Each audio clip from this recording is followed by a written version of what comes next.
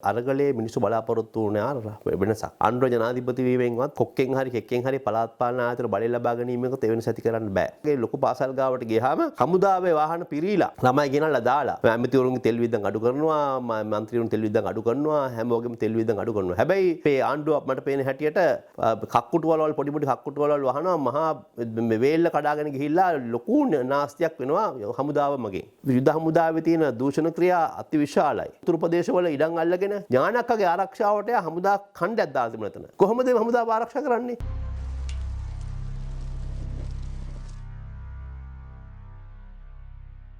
නැවතත් නාම රාජපක්ෂ YouTube නාලිකාව මගින් ඔබම සම්බන්ධ වෙන්නේ මම නීති නාම රාජපක්ෂ. 2022 අප්‍රේල් මාසයෙන් පටන් අරගෙන ජූලිය දක්වා ඇදී ගිය අරගලේ මිනිස්සු බලාපොරොත්තු වුණේ වෙනසක්. ඒ වෙනස කරන්න ජනතාව බලාපොරොත්තු වෙන වෙනස ඉටු කරන්න ලේසි පාසු නෑ. පුද්ගලයෙක් මාරු කරලා හරිය කණ්ඩායම් මාරු කරලා හරිය වෙනස ඇති කරන්න හැකියාවක් නෑ. ඒ වෙනස ඇති කිරීම සඳහා ලොකු වැඩපිළිවෙලක් තියෙනවා. ඒ වෙනස බලාපොරොත්තු ජනතාව තමයි මං හිතන්නේ 2024 ජනාධිපතිවරණයෙන් සහ 24 මහමැතිවරණයෙන් මේ ආණ්ඩුව බලයට පත් කළේ. ඒක නිසා මේ ආණ්ඩුවට අනුල්ලංඝනීය ඒ වගේම බැහැර කළ නොහැකි වගකීමක් තියෙනවා මේ වෙනස ඇති කරන්නේ කොහොමද කියලා. මේ වෙනස 159 පාර්ලිමේන්තු මන්ත්‍රීවරු ඉඳීමෙන්වත් ආණ්ඩුව ජනාධිපති වීමෙන්වත් කොක්කෙන් හරි කෙක්කෙන් හරි පළාත් පාලන ආයතන බලය ලබා ගැනීමකට ඒ වෙනස ඇති කරන්න බෑ. ඒ වෙනස ඇති කර ගැනීම සඳහා ව්‍යවස්ථාදායක මැදිහත් වෙලා මිනිස්සු වාද විවාද කළා යම් අලුතින් නීතිය සම්පාදනය කරලා මේ වෙනස ඇති කරන්න ඕනේ. ප්‍රජාතන්ත්‍රවාදී රටවල නීති මේ වෙනස ඇති කරන්නේ නීති වලින් නීති හදලා රටේ පරම නීතිය වන ව්‍යවස්ථා වෙනස් කිරීම සහ අලුත් නීති සම්පාදනය කිරීම තමයි වෙනස ඇති කරන්නේ. ඒ නිසා මේ ජනතාව බලාපොරොත්තු වෙන වෙනස ඇති කිරීම සඳහා ජනාධිපතිතුමාට තියෙන පරම යුතුකම මොකද හේතුව ජනතාව ජනාධිපතිතුමාට පරම බලය ලබා දීලා තින්නේ මේ වෙනස ව්‍යවස්ථාදායකයේ සමග සාකච්ඡා කරලා ව්‍යවස්ථාදායකයන් ලවා නීති පනවමින් ඒ ව්‍යවස්ථාදායකයේ පනවන නීති ඔහු විධායකයේ වශයෙන් ක්‍රියාත්මක කරමින් ගෙන යනා වැඩපිළිවෙල මගින් තමයි වෙනස ඇති කරන්නට ඕනේ. දැන් මම මේට මාස 5කට පමණ පෙර යම් YouTube සාකච්ඡාවකදී ශවේන්ද්‍ර සිල්වා ගැන යම් හෙළිදරව් කිරීමක් කළා. ශවේන්ද්‍ර සිල්වා මේ විශේෂයෙන්ම හමුදා බලය පාවිච්චි කරමින් ඒ වගේම මේ මාණ්ඩලික ප්‍රධානී වශයෙන් වගේම හමුදාපති වශයෙන් ඉඳගෙන රාජ්‍ය දේපල අභාවිතා කරමින් ඊ타මත්ම කියන්නේ විශේෂයෙන්ම සිතාමත්ම සුඛෝභෝගී ජීවිතයක් ගත කරමින් ඒ වගේම රාජ්‍ය දේපල අභාවිතා කරන බව සඳහන් කිරීමක් කළා. ඒ අවස්ථාවේදී මම හිතන්නේ මගේ YouTube සාකච්ඡාවට දැක්වපු ප්‍රතිචාර බැලුවාම මට බැනලා තිබ්බ සෑහෙන කට්ටිය උඹලා හැමදාම හමුදාවයට බනිනවා උඹලා දේශද්‍රෝහීන් රාජද්‍රෝහීන් වගේ කියලා. නමුත් අපිට එහෙම ප්‍රශ්නයක් නෑ. අපිට හමුදාව ප්‍රශ්නයකුත් නෑ. හමුදාවේ රණවිරුවෝ කියලා රටේ දේපල හූරා කරන රටේ දේපල හොරකම් කරන්න මේ දේපල අභාවිතා කරන්න හැකියාවක් නෑ. විශේෂයෙන් මේක තමයි අපි දැන් යුද්ධය 2009 ඉවරනට පස්සේ හැබැයි අපි හිතුවා යුද්ධය ඉවරනට පස්සේ ජනතාව බලාපොරොත්තු වෙන්නේ මේ යුද්ධයට ගිය මහා අතිවිශාල බිලියන ගණනක ධනෙ ඉතුරු වෙයි. ඉතුරු වෙලා රටේ සංවර්ධනයට ජනතාව යහපතට ජනත සුබධානි ලැබෙයි කියලා. නමුත් හැමදාම 2009 පස්සේ හැම ආණ්ඩුවක්ම ආරක්ෂක වියදම් වැඩි කරගනිමින් මර්ධනකාරී රාජ්‍යයක් ඇති කළා ලංකාවේ. විශේෂයෙන්ම 2009 යුද්ධයෙන් පස්සේ ඊට පස්සේ තමයි දිගින් දිගටම ආරක්ෂක වියදම් අතිවිශාල ලෙස වැඩි වුණේ. යුද්ධ දින කාලයටත් වඩා වැඩි වුණා. මොකද දැන් එක ගුණ්ඩයක්පත් වෙන්නේ නැහැ. එක මේ ගුවන් යානානාශකවිය පාවිච්චි කරන්නේ නැහැ. එක වෙඩිල්ලක් තියන්නේ නැහැ. ඒ වගේම අපේ හමුදාවෙන් මැරෙන්නේ නැහැ. ඒ වුණාට ආරක්ෂක වියදම් වැඩි වෙන හැමදාම. ඒ ආරක්ෂක වියදම් වැඩි වීම ජනාධිපතිවරයා විසින් ආරක්ෂක වැය ශීර්ෂය කියලා ලොකු වැය ශීර්ෂයක් දාලා ඒකට මේ සල්ලි වෙන් කරගෙන මට තේරෙන්නේ නැහැ මොන වගේ රාජ්‍යයක්ද මේ යන්නේ කියලා. එතකොට අපි දන්නවා අපි හැමතැනම ගියාම රජයේ පාසල් ගාවට විශේෂයෙන්ම ලොකු ජාතික පාසල් ගාවට රෝයල් එක ගාවට ආනන්ද ගාවට නාලන්ද ගාවට විශාඛ ගාවට සිරිමාව බණ්ඩාරනායක ගාවට වගේ ඉස්කෝල වල ගාවට ගියාම කොළඹ සහ ඒ වගේම නුවර මහ ධර්මරාජ්‍යක ගාවට ගියාට කිංසුඩ් එක ගාවට ගියාම ඒ වගේම හැමතැනම මේ වගේ ලොකු පාසල් ගාවට ගියාම හමුදාවේ වාහන පිරීලා ළමයි ගෙනල්ලා දාලා සමහරක් වාහන හවස ළමයි අරන් යනකම් ඉන්නවා. ඒ වගේ මේ වාහන දැන් අපි මේ ජනාධිපතිතුමා ඉතාමත්ම පෙන්නුම් කරනවා නාස්තියේ දූෂණය අඩු කරලා අවම කරලා මේ රට පාලනය කරනවා කියලා. එතුමා අර යම් කිසි මේ ඉස්සර අය වගේ ලොකු සුඛෝභෝගී වාහන පාවිච්චි කරන්නේ නැතුව අර BMW මේ වාහනය පාවිච්චි කරමින් විශේෂයෙන්ම තෙල් වියදම් අඩු කරලා කියලා මම දන්නේ නැහැ. ඒවා එහෙම කියමින් පවතිනවා. ඇමතිවරුන්ගේ තෙල් වියදම් අඩු කරනවා, මන්ත්‍රීවරුන් තෙල් වියදම් අඩු කරනවා, හැමෝගෙම තෙල් වියදම් අඩු කරනවා. හැබැයි නමුත් අර අපේ ආණ්ඩුව මට පේන හැටියට කක්කුටු වලවල් පොඩි පොඩි කක්කුටු වලවල් වහනවා මහා වේල්ල කඩාගෙන ගිහිල්ලා ලොකු නාස්තියක් වෙනවා හමුදාව මගෙන්. ඒක හොඳම උදාහරණය තමයි සමුන්නාසෙලා මම දවසක් ගියේ පහුගිය හමුදාපති වෙන්නකොට මට ආරාධනය ලැබුණා හමුදා මූලස්ථානට එන්න කියලා අකුරේගොඩ. මම ගියා. මම ගියාම එකපාරටම අපි අපා ඉඳලා දිව්‍ය ලෝකෙට ගියා වගේ තවුස්සා දිව්‍ය ලෝකෙට ගියා වගේ මේකට අපි හිතා ගන්න බෑ. මොකද පෙන්ටගනේවත් මෙච්චර ලොකු හමුදා මූලස්ථානයක් නෑ. අති විශාල මට තමුන්නාසලාට ගිහිල්ලා බැලුවොත් පෙනෙයි මේ ලංකාව වගේ ආර්ථික වශයෙන් බංකොලොත් වෙච්ච එදා වෙල ගත කරන්න බැරුව 140ක් වගේ මිනිස්සු ඉන්නකොට අන්ත දරිද්‍රතාවයේ සමෘද්ධියෙන් තාමත් මේ අස්වැසුමෙන් රුපියල් 3000 4000 ජීවත් වෙන මිනිසුන් රටක හමුදා මූලස්ථානේ තාම හදලා ඉවර කරන්න බැරි අති විශාල එකක්. ඒබැයි මේගොල්ලෝ ලබන පහසුකම් මේ മന്ത്രിවරුන්ගේ පහසුකම් කපනවා කියනවා රජ නිලධාරීන්ගේ පහසුකම් කපනවා කියලා නමුත් හමුදාවේයි ලබන පහසුකම් අපි මේ හමුදාව ගැන ඊර්ෂ්‍යාවෙන් කතා කරනවා නෙමෙයි. නමුත් මේවැ අති විශාල නාස්තියක් සිද්ධ වෙනවා. ඒ වගේම මට එක සිද්ධියක් යම් කිසි දැනගන්න ලැබුණා මේ ශ්‍රී ලංකා නීති සංගමයේ පසුගිය කොරෝනා සමයේදී යුද හමුදා රෝහල මගින් නීතිඥ මහතුරුන්ට අර එන්නත ලබා ගැනීම සඳහා සාකච්ඡා කරන්න ශවින්ද්‍ර සිල් හම්බෙන්න ගියාම මේ කොරෝනා වෙලා රටේ ආර්ථික අර්බුදයක රට වහලා මේ ප්‍රශ්නයක් තියෙන වෙලාවේ ගියහට පස්සේ නීතිඥ සංගමයේ කට්ටියට හිටපු හමුදාපතිතුමා විසින් ලබා දීලා තිනවා ඒ ආපු කට්ටියට යම් සෝනියස්. ඒ කියන්නේ ඒ සෝනියස් වල වටිනා පුද්ගලයෝ ලක්ෂ ගණනක් වටිනවලු. කුඩයක් ඒ වගේ ෆෝන් චාර්ජර් එකක් ඩයරියක් වගේ අති විශාල වටිනාකම් තියෙන දේවල් තමයි හමුදාවෙන් ලබා දෙන්නේ කවුරු හරි ගියාම. ඒ වගේ මේ ඇතුළේ සංග්‍රහ කරන්න තියෙන දේවල් විශේෂයෙන්ම නමුත් අපි කියන්නේ ඒවා තියෙන්න ඕන ප්‍රමාණයක් තියෙනවා. මොකද ඒක රටේ හැටියට මම හිතන්නේ ලංකාව කියලා කියන්නේ ඉතාමත්ම ආර්ථික අර්බුදයෙන් පීඩාවටපත් වෙලා තාමත් ගොඩාක් නැති නේද 20 28 වෙනකොට ණය ගෙවන්න පටන් ගන්න ඕන රටක්. ඉතින් මේ රටේ යුද හමුදාව මේ යුද හමුදාවේ තියෙන දූෂණ ක්‍රියා අති විශාලයි. මොකද මට මිත්‍රයෙක් කිව්වා එකපාරක් ඔය ටයරයක් ගන්න ඇවිල්ලා හමුදාවේ පුද්ගලයෙක් ඒ ටයර් එකේ මිල ඇහුවට පස්සේ කිව්වා ආමික නම් මේක ගන්න ලක්ෂයයි කිව්වා ආමික නම් මේක ලක්ෂ 5කට කියලා කිව්වා.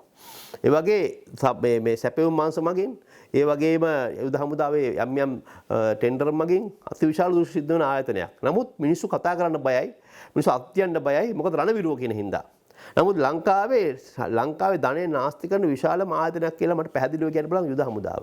දැන් මේ තමන්ගේ ළමයි යුද හමුදාවේ චක්‍රලේඛ අනුව ආරක්ෂක චක්‍රලේඛ අනුව යුද හමුදාවේ වාහන ගෙදර ගෙනියන්න පුළුවන් කණ්ඩායම් කවුද කියලා තියෙනවා. නමුත් මේකේ කැප්ටන් ඉඳලා මේජර් ඉඳලා ඒ වගේ ලුතිනන්ලා ඉඳලා හැමෝම වාහන පාවිච්චි කරනවා වාහන ගෙදර අරන් යනවා වාහන වල කිසි වාහන කොහෙන් ආවද වාහන කොච්චර තියෙනවද කිසි දෙයක් දන්නේ නැහැ. ඒ වගේම ඔය යුද හමුදා සෙට් වලින් අසීමිත තෙල් ගහනවා. මම දන්නේ නැහැ ඒවා පිළිබඳව කොහොමද පවත්වාගෙන යන්නේ කියලා.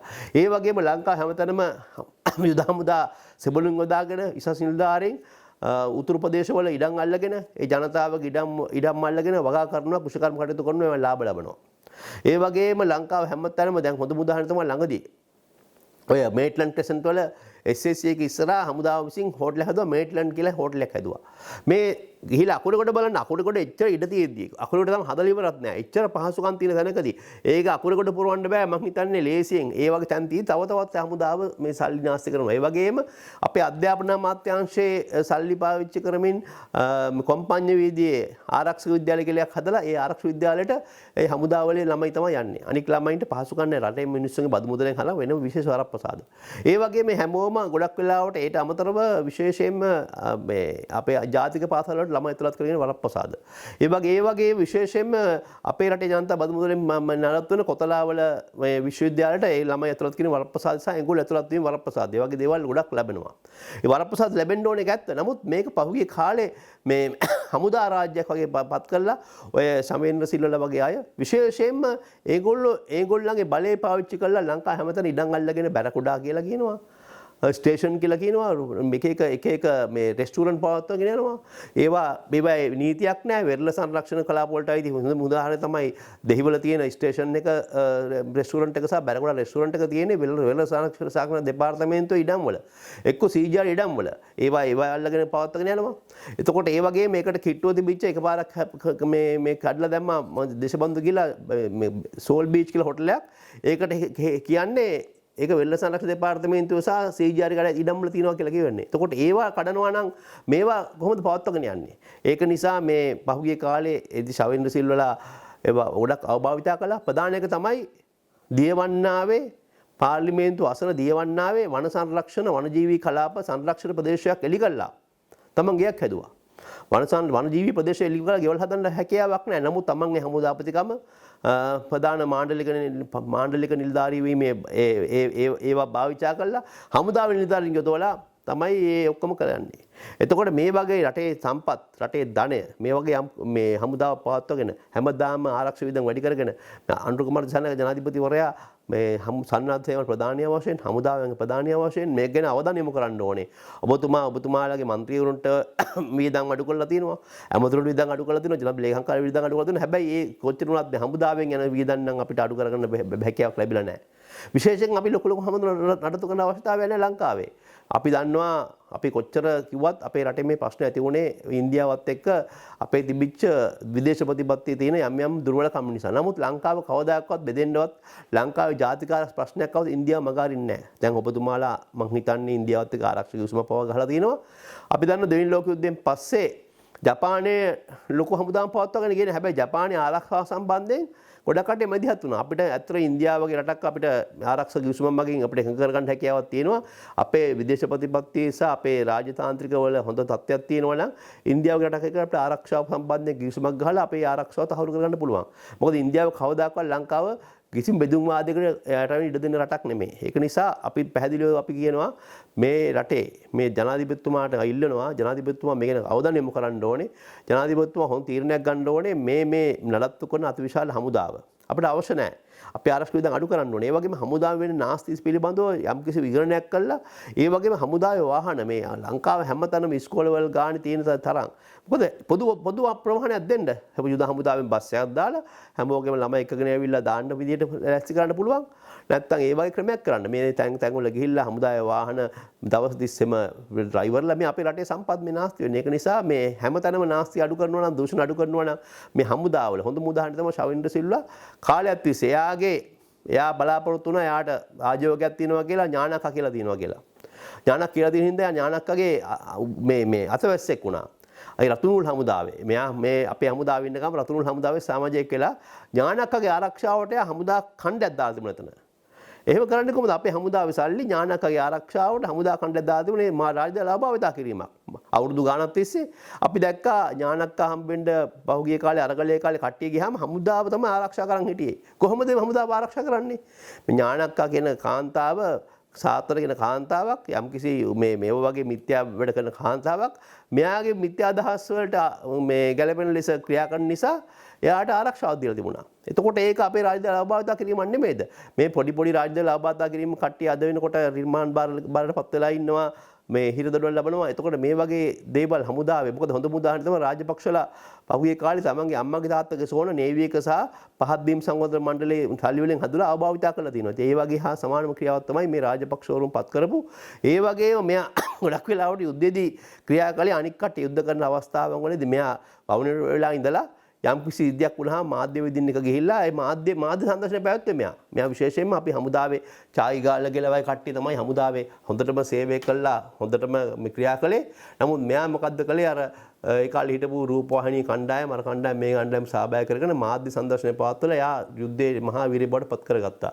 පත් කරගෙන රාජ්‍ය දේවල් අභාවිතා කරමින් ඒ වගේම හැමතැනම ව්‍යාපාර කරමින් ඒ වගේම ඊටාම අතිවිශාල ඔබතුමාලා ගියා නම් ඒ කාලේ හමුදාපති ඉල්ලන කාලේ BMW ද රේන්ජ් රෝවර් ද නොයෙකුත් වාහන 20ක් 25ක් පාවිච්චි කරමින් ඔබතුමාලා කියන්නේ මම එක දවසක් කොරෝනා කාලේ නෙමෙයි ආර්ථික අර්බුදයේ කාලේ රටේ පෙට්‍රල් නැති කාලේ ඩීසල් නැති කාලේ මිනිස්සු ඉතින් අර්බුදේ ඉන්න කාලේ මම අනුරාධපුරේ ගියාම මේ ශවින්ද්‍රසල් ඇවිල්ලා හිටියා ඥානක්කා හම්බෙන්න ඇවිල්ලා හිටියා රේන්ජ් රෝවර් ඩිෆෙන්ඩර් පුරෝගෙන.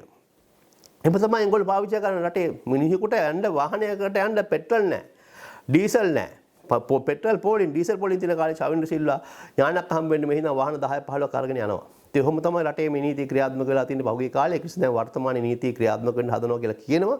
අපි බලමු කොහොමද වෙන්නේ කියලා ජනාධිපතිතුමා ඉල්ලා සිටින්නේ මේවා කරනවා නම් රටේ ජනතාවට සහනය ලැබෙනවා නම් රටේ ජනතාව හැමදේම රණවිරෝධී ඔයා ඉවසන්නේ නැහැ. මොකද හේතුව අපි ආරක්ෂක වියදම් අඩු කරන්න ඕනේ. අපේ රටේ අනිකුත් අධ්‍යාපන සල්ලි වියදම් වෙන් කරන්න බෑ. සෞඛ්‍ය සල්ලි වෙන් කරන්න බෑ. දැන් හොරහලවල බෙහෙත් ඉඳලා කියලා කියනවා. නමුත් ආරක්ෂාවට ඕන තරම් තියෙනවා. ආරක්ෂාවට ගිහිලා බලන්න ඕවා ඇතුළේ තියෙන නාස්තිය, දූෂණය, වංචාව කොච්චරද කියලා. ඒක නිසා මේ අපේ රටේ ප්‍රධාන වශයෙන්ම ආරක්ෂක විධාන අඩු කළා ජනතාවට සහන ලබා දෙන්න වැඩපිළිවෙලක් මේ ආණ්ඩුව ක්‍රියාත්මක කරන්න ඕනේ කියලා තමයි අපි ඉල්ලා සිටින ජනාධිපතිතුමා සන්නද්ධ ප්‍රධානිය වශයෙන් මේ දේ කරනවා නම් ඔබතුමාට ඉතාමත්ම රටේ ජනතාව ඔබතුමා ගැන ඉතාමත් පැහැදීමකින් කතා කරයි ඉදිරියේදී ඔබතුමා ගැන යම්කිසි වර්ණාවක් කරයි යකෝ මේ ලොකු වෙනසක් කළා කියලා. මෙන්න මේ අතව වෙනස්කම් කරන්න ඕනේ දේවල්. අපේ රටට සල්ලි නැති රටක මේ වගේ ආයතන ගිහිලා බලන්නකො මේවා තියෙන දේවල්. ඒක කොළඹ විතරක් නෙමෙයි ලංකාව වටේම අතිවිශාල කඳවුරු හදාගෙන අර දෙමළ අහිංසක දෙමළ මිනිස්සු ඉඩම් අල්ලගෙන කඳවුරු හදාගෙන මේ මොකද්ද මේ කරන විප්‍රකාරය කියලා අපිට අහන්න තියෙන බොහොම ස්තුතියි.